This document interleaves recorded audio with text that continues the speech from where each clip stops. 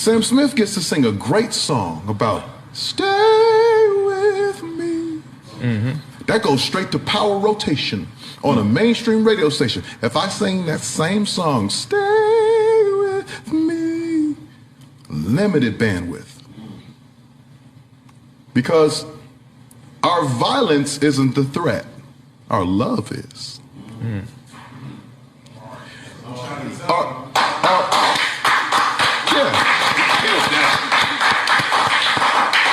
Our family separated, it's fine, it's perfect. The man staying with his family and raising his kids and pouring into his woman, that's the threat. Hey, welcome to my channel. This is Spirit Soul Sense, information for your soul. I'm calling June Man Month because Father's Day is in this month. And you know, a couple months ago, I did a series on women. I mean, they just happen to be women, but I'm being intentional with making June Man Month. And so I'm bringing on some guys to talk about what it means to be a Black man, especially in America. Today, we're talking about vulnerability and creating safe spaces for Black men, particularly in America. I know probably across the world, men have difficulty with vulnerability, but I live in America. You know, I'm from the islands, so I'm also bringing on guys who have made that transition from island to the United States, you know, being in the States. So I think we're gonna have fun this month having these discussions. As a Black woman, I think y'all know I love men. I love the men, and my channel has about almost 50% viewership from men. And I think part of it is like this balanced take that I give. So when it comes to Black men and vulnerability, there are lots of people having this discussion, right? I watched Jules's video on Black men and vulnerability. The Grapevine also has videos talking about Black men, their spaces, are Black men misunderstood, that kind of thing. I think lots of people are trying to explore this topic and this discussion so that in this 2022, men are able to have a voice and express themselves. So I was watching Rebecca Lynn Pope. She had a show on her Wednesday live. She goes live on Instagram, and she brought this gentleman up who was talking very, very candidly about being a Black man, being told by so many of the Black women around him all the negative things about Black men. And imagine being a child growing up in that, right? That's not my personal experience, right? I understand this is a thing that happens to people. But as a woman in interacting with men, one of the things that I aim to do is to always make sure that the men who date me, men who are in relationship with me, men who are friends with me, always feel safe and comfortable to be their whole authentic self. So how do I do that? One of the ways I think is important in order to create safe spaces is first to have an understanding of what it's like to be Black in America, and particularly to be a Black man in America. So there is just being a man, right? Being a man, there's already this pressure to provide, protect, to be a leader, to be responsible for other people. It's right, I'm not a man. I don't really act like a man. So it's important for me to understand men and how their perspective is different, how they're raised differently, the things that most of the messages they receive. I know people are telling men not to cry. I know people are still telling men not to cry. I know in relationship, there have been men who can't even be vulnerable with their partner. I know that men don't always have a safe space, even amongst other men, to be able to talk about, I don't feel okay. I feel sad. I don't feel like I got it. I'm trying to figure out what to do. I feel lost. I don't think men mostly have spaces where they can say that. So having this awareness in myself of there are not very many spaces for men to be able to express their whole selves, I can then have my perspective when I'm interacting with men. He's probably never told anybody this before. Let me make sure that I am careful and considerate in my response to him, because there's so much power in telling your story, and I think we need to at least tell it out loud to one person. And so if I'm that one person, I am going to be very respectful. I'm going to be very kind. I'm going to be very patient with men, because you know, I like relationships, and I aim to help relationship-minded men and women heal from trauma and toxic relationships. And so even in relationships, there's a certain level of emotional labor that I think women it's just part of the society we live in. Women are socialized to be more emotional. We're socialized to talk more about our emotions. And so that skill has not really been fostered in men. There is labor in all of your relationships, right? You have to communicate, learn communication skills with everybody, with your family, with your friends, at work. So there's a certain amount of labor everywhere. But I do think romantic relationships between heterosexual couples require a certain level of emotional labor, especially if that man has not done enough work or hasn't been exposed to enough to have been to therapy, to have read books. So I don't view this as like a super negative thing in my relationships. I have this expectation of doing a certain amount of emotional work. That my threshold has decreased as I've gotten older, because now we've all been living in this world and have had more time to see that there are ways to heal, right? And so even on your own, you start to figure it out. But still, in relationships, I understand that the man I'm partnering with is going to be able to tell me things that he's not going to be able to tell 99% of people. And so I'm just aware of that. That's the first thing. So my next point is about divine masculinity. I was on a podcast with Chelsea Cora. It's called the Soulful Self podcast. I had a really great conversation. If you have not seen that video, I'm gonna link it in the description so you can go and look at it, because I thought we had a really good discussion about men. Men was part of the discussion. We talked about race too, being your authentic self, toxic relationships, that kind of thing.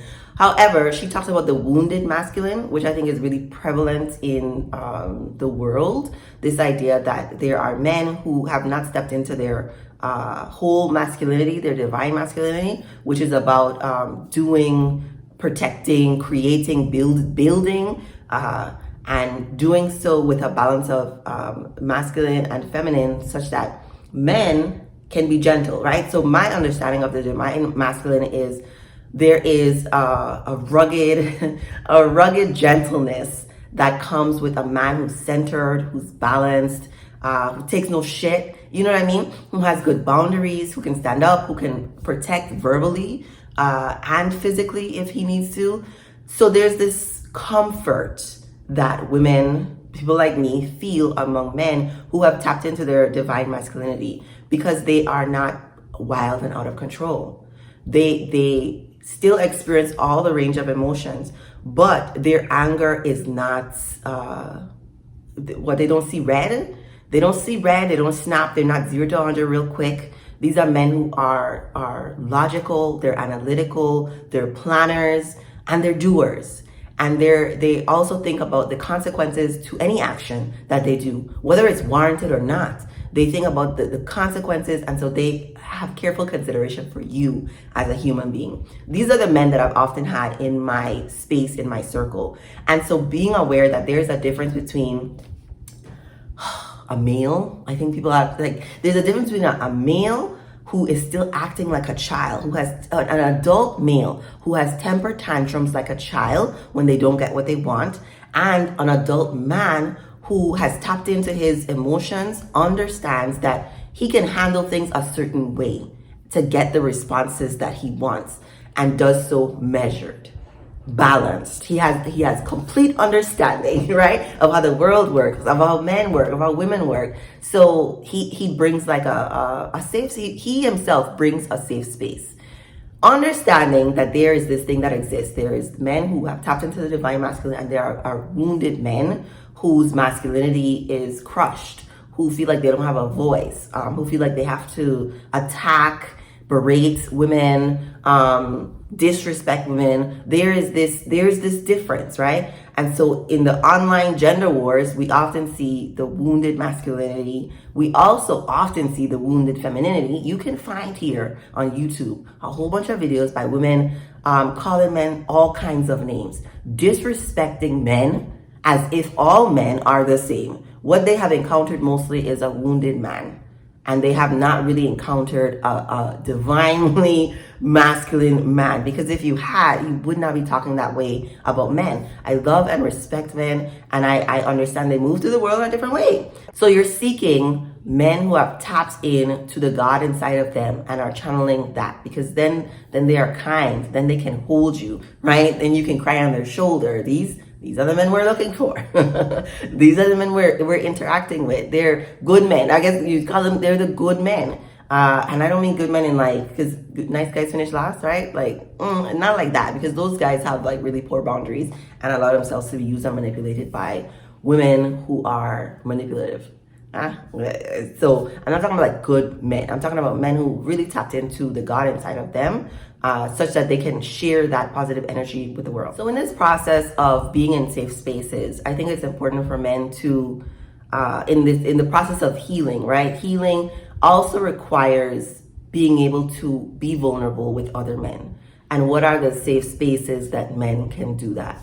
It might be difficult to create those spaces on your own, but some of those spaces already exist. So think fraternity, think church, a church group, or some kind of club, maybe something centered around sports for men, or whatever it is that men like. I think once you have those shared interests, shared values is super important.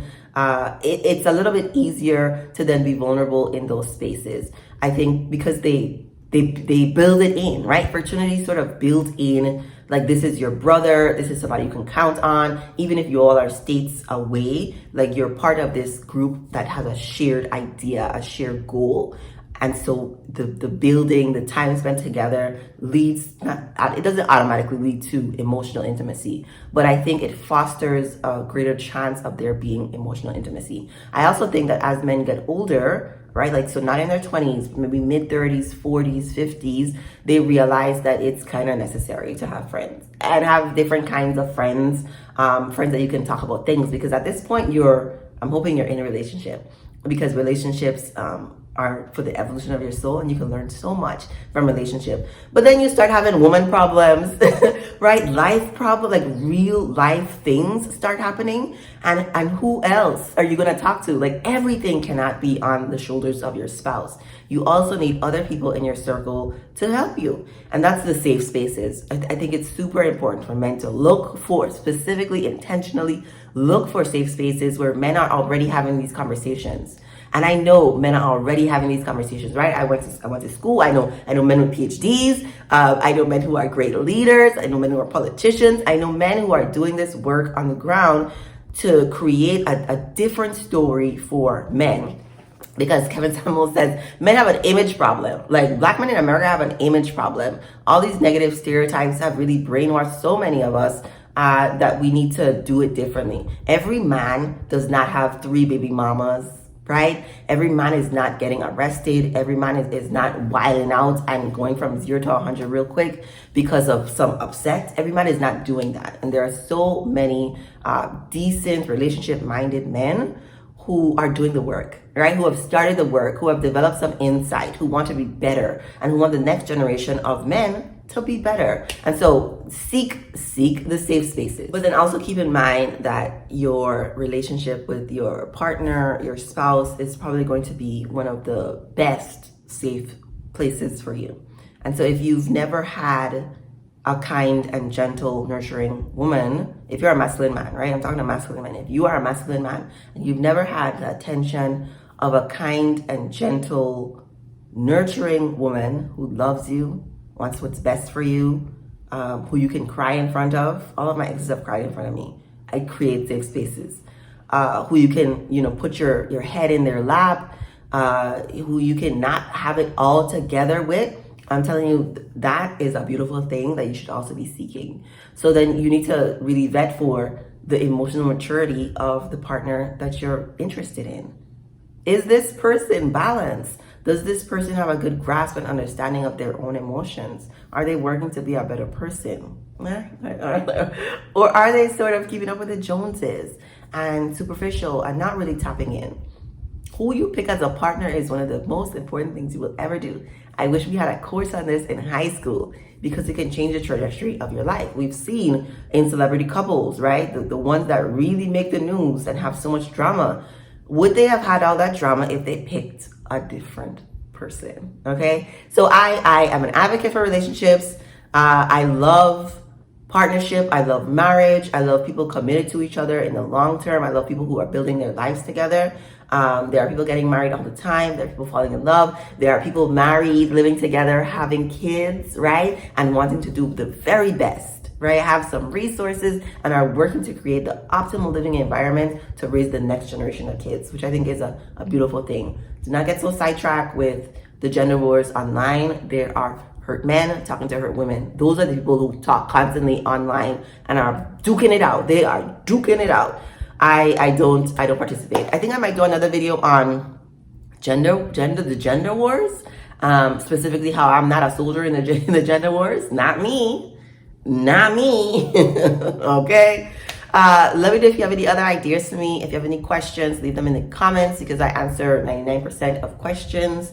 I only ignore comments that are rude or disrespectful.